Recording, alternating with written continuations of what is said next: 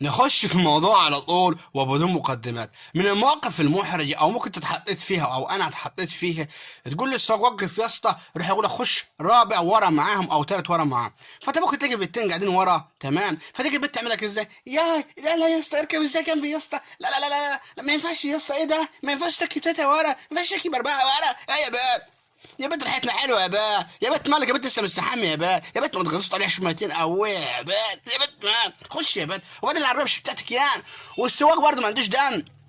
هتركب لي تاني جنب بنات ليه؟ اصل ممكن تقعد جنبي، ايه ده يا اسطى؟ خش شويه، اصل انت جيت عليا، اصل يا بنت هتمحن يا بنت، ما هي بقت قله ادب، بقت قله ادب، فما تجيش يا اسطى تحطها في موقف محرج يعني. وبعدين البنت ده اساسا مش انضف منه ولا احسن منه يعني، مع احترامي ليها ممكن لها وجهه نظر، بس مش بالطريقه دي. ايه يا اسطى؟ إيه عندك الرعاشه بتحضك يا بنتي ولا ايه؟ ايه خد يا بنت بدل موتي كمان.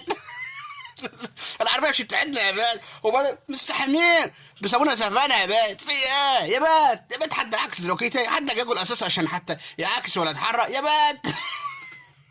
في مواقف قلة ادب، بس ما تاخدش كل الناس زي بعضيها.